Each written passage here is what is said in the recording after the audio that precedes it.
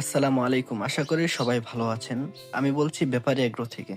আজকের ভিডিওতে আপনাদের দেখাবো সকালবেলা কিভাবে আমরা আমাদের ফার্মের বাচ্চাগুলোকে যত্ন নেই।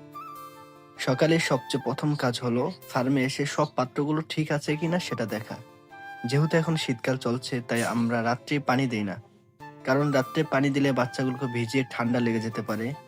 তাই সকালে সবার আগে আমরা তাদেরকে পানি দিই, যাতে তারা ফ্রেশভাবে দিন শুরু করতে পারে।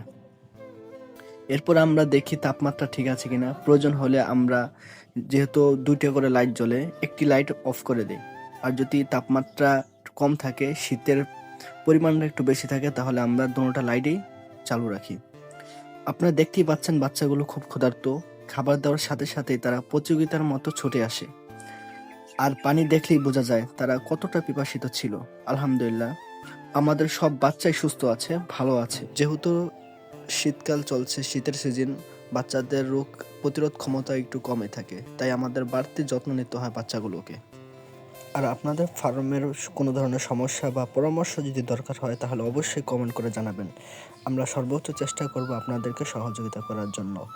এবং আমাদের ভিডিওটা যদি আপনাদেরকে ভালো লেগে থাকে তাহলে অবশ্যই আমাদের পেজটাকে ফলো দিয়ে পাশে থাকবেন এবং সবসময় সাপোর্ট করবেন এবং আমাদের জন্য দোয়া করবেন যেন আমরা আরও ভালো কিছু করতে পারি ইনশাআল্লাহ। আল্লাহ তাআলা আমাদের সকলকে কবুল করুক।